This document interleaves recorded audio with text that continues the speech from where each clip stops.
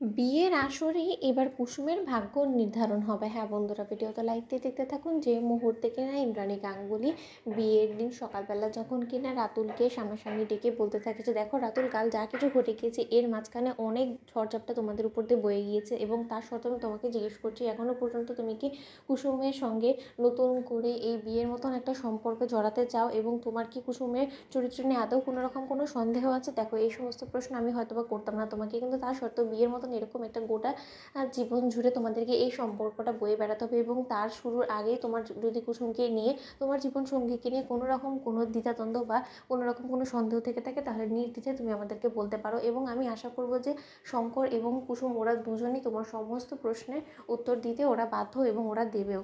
অন্যদিকে এই কথা বলা মাত্রই যখন কিনা কুসুম বলতে থাকে যে রাতুল সাহেব, আমি জানি না আপনি আমাকে বিশ্বাস করবেন কিনা, কিন্তু আমার সঙ্গে কারো সেরকম ঘনিষ্ঠ কোনো সম্পর্কই ছিল না, এবং তার থেকে বড় কথা আমি এরকম নোংরামো করার আগে বিষ খেয়ে মরে যাওয়াটা প্রাধান্য দেবো, কিন্তু তা সত্ত্বেও কোনো মতে আমি এই সমস্ত নোংরা কর্মকাণ্ডে নিজেকে জড়াতে যাব না। অন্যদিকে রাতুল কুসুমকে সান্ত্বনা দিয়ে বলতে থাকে যে দেখো কুসুম, এটা একটা ভুল বোঝাবুঝি ছাড়া কোনো কিছুই না। এমনও হতে পারে যে তোমার অন্য কোনো কিছু হয়েছে, সেটা হয়তো বা প্রেগনেন্সি সিমটমসের মতন দেখা যাচ্ছে। সেসব কিছু নিয়ে তুমি একদম টেনশন করো না। আমার দীর্ঘ বিশ্বাস আজ সন্ধ্যে যে রিপোর্টটা আসবে সেটা সম্পূর্ণরূপে নর্মাল আসবে, কোনো মতেই তোমার প্রেগনেন্সি রিপোর্ট পজিটিভ আসবে না, এটা আমার দীর্ঘ বিশ্বাস। তাই এই বিয়েকে আর কোনো রকম কোনো পিছিয়ে দেওয়ার কোনো প্রয়োজন নেই, এবং আজ সন্ধ্যেই আজ এই লগ্নেই আমাদের বিয়ে হবে, সেটাই আমি চাই। অন্যদিকে এই সমস্ত কথাবার্তা বলা মাত্র যখন কিনা রাতুল দেবলীনাকে বলতে থাকে যে দেবলীনা ম্যাডাম, আপনার নিশ্চয়ই এই কথাটা আমার পছন্দ হয়নি, কিন্তু কী করবো বলুন তো, সব কিছু তো আর আপনার অনুযায়ী চলতে পারে না, তাই না? অন্যদিকে দেবলীনা বলতে থাকে যে আজ সন্ধ্যেই কুসুমের ভাগ্য নির্ধারণ হয়ে যাবে।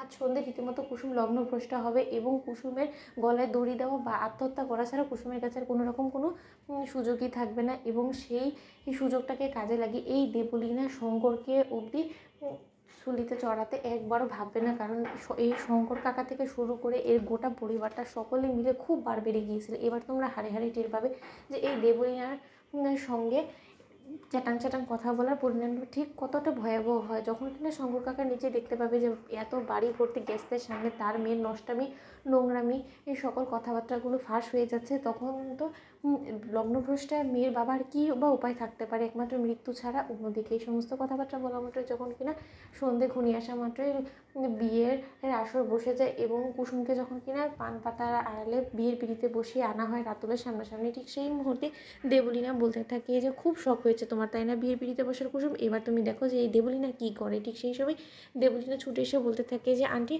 কুসুমের রিপোর্টস চলে এসেছে, এবার কি বিয়েটা কন্টিনিউ করবে নাকি রিপোর্টসটা পড়বে? ঠিক সেই মুহূর্তে রাতুল বলতে থাকে যে সকলে সন্দেহ দূর করার জন্য আগে রিপোর্টসটাই পড়ি। তো বন্ধুরা, লাইক এবং শেয়ার করে সাবস্ক্রাইব করো।